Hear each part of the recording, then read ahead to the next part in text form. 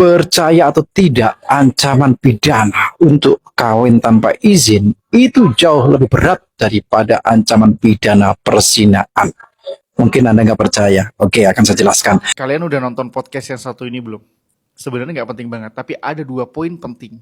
Poin krusial yang bahaya banget kalau kalian nggak tahu ilmunya seperti apa. Jadi tonton sampai habis, simak ilmunya. Saya nggak ngajak kalian untuk nontonin masalah orang, masalah selebritis yang banyak. Memang mereka banyak banget masalahnya. Tapi ada 2 hal penting yang perlu kalian pahami ilmunya biar kalian nggak salah paham.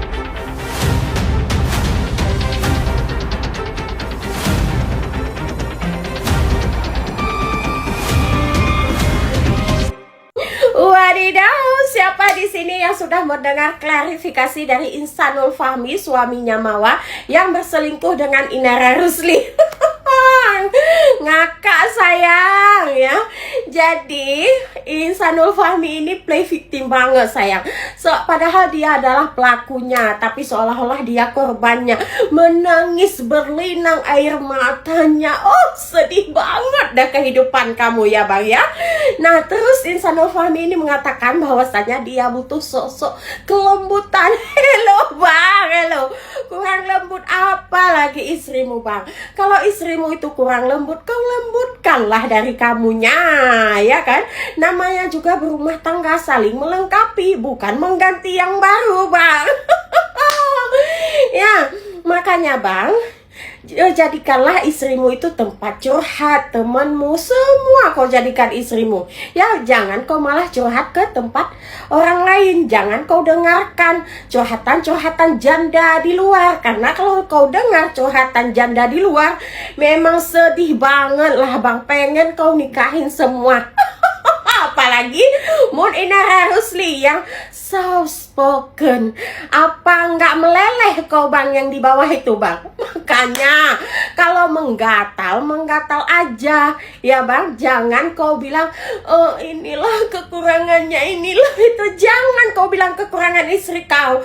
Kau bilang aja kau lagi menggatal bang. Sebaiknya ini ya untuk semua akhwat yang ada di Indonesia Raya ini, yang kira-kira kalian itu sudah berkeluarga, nggak perlulah kalian ikut komunitas ini komunitas itu apalah ya, yang ujung-ujungnya saling ta'aruf, saling menggatal sesama akhwat, ya kan? Agak lain memang akhwat ini kadang-kadang ya, saling ta'aruf, ujung-ujung adalah perselengkian. Kalau memang ada komunitas, ya udah sama laki-laki aja, jangan digabungkan laki-laki dan wanita. Ujung-ujungnya gini, pecah rumah tangga. Kalau ada masalah di rumah tangga, dikabarkan ya, diselesaikan dengan istri, ya bukan malah curhat ke akhwat yang lain. Gak ain kau Ihsanul Fahmi. Intinya kau lagi meleleh kan? Kau lagi menggatal kan? Menggatal aja. Guys, kita komentarin yang lagi rame ya guys ya. Kita komentarin Inara yang lagi rame. Kan katanya dia itu nggak tahu kalau misalkan cowoknya itu udah punya istri, ngakunya. Ya kan, kalau menurut gue nih, kalau pelakor yang di Jakarta gitu khususnya guys ya, yang mainin jauh gitu, yang ngerti asam garam kehidupan dan udah tinggal di Jakarta lama gitu, gue nggak percaya. Nggak mungkin seorang cewek kagak tahu, asli kagak mungkin seorang cewek tuh kagak tahu kalau misalkan dia sama laki-lakinya itu punya bini. Nggak mungkin banget ya. Jadi itu menurut gue itu pembenaran. Jadi menurut gue tuh nggak mungkin banget seorang cewek yang tinggal di Jakarta yang udah pernah mengalami asam garam kehidupan nggak tahu kalau misalkan laki ini punya bini. Kagak mungkin. Ya itu berdasarkan pengalaman hidup. Jadi kalau misalkan dia bilang dia kagak tahu, itu bohong. Ya kalau menurut gue, kalau gue jadi dia, gue akuin, gue minta maaf, gue tobat. Itu menurut gue ya. Terus udah gitu ya kagak mungkin lah. Gak mungkin banget, kecuali lu tinggal di dalam pedesaan, ya kan? Lu punya temen, lu gak punya teman sama sekali, gak bergaul dengan dunia luar. Nah ini seorang cewek di Jakarta yang bergaul dengan sosmed dan dunia luar, dan udah gitu dengan cara dia gak pernah spill lakinya, ya berarti dia tahu itu laki Sebelumnya kan dia nggak bilang spill itu laki, ya nggak, kenapa dia nggak spill? Karena dia tahu itu laki, ya udah punya bini gitu loh. Jadi menurut gue itu nggak mungkin. Ya itu berdasarkan dari pengalaman, berdasarkan dari apa ya? Ya gue tau lah maksud gue apa ya guys. Gue ngomong sekarang udah di mana Jaden gue. Tapi kalau saran dari gue, minta maaf aja, tobat, akuin tobat. Kenapa dulu gue mengakui? Karena gue mau mengakhiri dan mau tobat gitu. Kalau nggak mau mengakhiri, menurut gue berarti namanya belum mau tobat. Oke, tapi ya semangat ya, itu menurut gue. Kalau menurut kalian gimana guys? Kalian udah nonton podcast yang satu ini belum? Sebenarnya nggak penting banget, tapi ada 2 poin penting.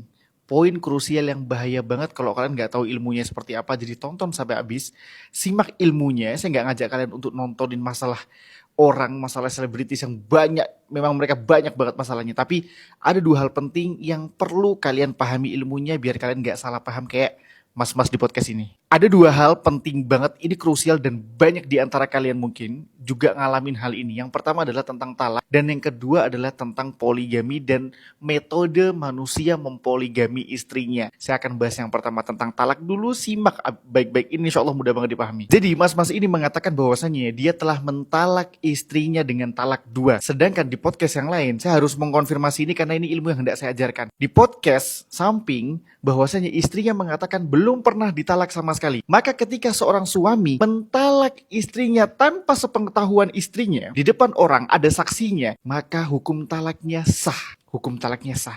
Maka ketika mas-mas ini pulang ke rumah dan kemudian mencium istrinya, meluk istrinya, sayang-sayangin istrinya dalam keadaan sudah bilang talak ke orang, maka ini hukumnya zina. Hukumnya zina dan dia berdosa karena mencium, memeluk orang yang tidak boleh dia peluk karena bukan mahramnya lagi. Jadi pada intinya mentalak istri tanpa sepengetahuan istri dengan serius di depan orang yang ada saksinya, maka talaknya sudah jatuh dan dia nggak boleh kembali kepada istrinya sebelum dia merujuk istrinya lagi. Kemudian yang kedua tentang poligami. Ini yang saya nggak habis pikir banget. Ketika engkau hendak poligami, poligami itu bukan syariat menambah istri, tapi Rasul Shallallahu Alaihi Wasallam karena pada zaman dulu nikahnya tuh 10, 15, 20 dibikin syariat poligami itu untuk membatasi agar nggak banyak-banyak nikah. Tapi ya sudah lah, mungkin dia nggak tahu tentang konsep ini. Tapi cara yang dilakukan sebagai seorang public figure yang tidak langsung mengumumkan, karena Nabi Shallallahu Alaihi Wasallam mengatakan kalau orang itu nikah maka umumkan pernikahan. Kata Nabi diriwayatkan oleh Imam Ahmad, aglinu an nikah, umumkan pernikahan. Maka maksud saya, untuk apa kamu membangun kapal yang baru sedangkan kamu sedang merusak kapalmu yang sebelumnya dengan alasan apapun itu. Apalagi seorang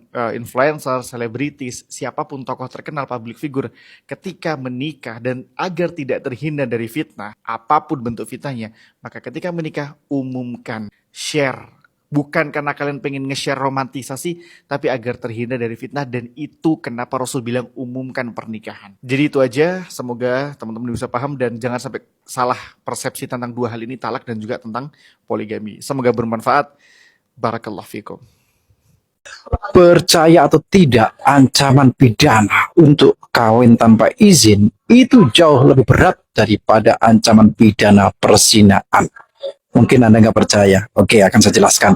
Tapi sebelum itu, buat Anda yang belum follow akun saya, segera follow karena Anda akan mendapatkan banyak pengetahuan dan pemahaman baru seputar hukum.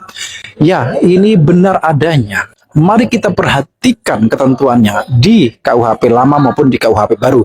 Di KUHP lama, delik kawin tanpa izin diatur di pasal 279 ayat 1 ke 1 dan kedua. Itu ancaman hukumannya adalah maksimal 5 tahun. Sedangkan delik mengenai perzinahan diatur di pasal 284 dan ancaman hukumannya hanya 9 bulan. Bayangkan, satunya berapa? 5 tahun, satunya 9 bulan.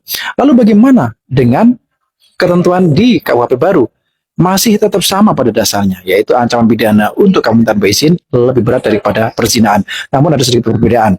Perhatikan, di pasal 402 diatur, kawin tanpa izin itu ancaman hukumannya 4 tahun 6 bulan. Jadi ada sedikit penurunan dari sebelumnya 5 tahun menjadi 4 tahun 6 bulan.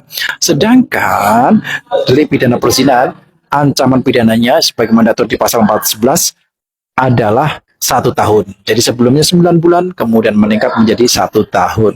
Jadi kalau Anda berkelit, misalnya nih melakukan persetubuhan dengan dalih telah nikah siri, itu tetap dapat dipidanakan, bahkan ancaman hukumannya jauh lebih berat. Apakah sudah ada contohnya? Sudah ada, walaupun tidak maksimal sampai 5 tahun, tapi rata-rata lebih berat daripada perzinaan. Lalu kenapa kok begitu? Oke, kapan-kapan kita bahas.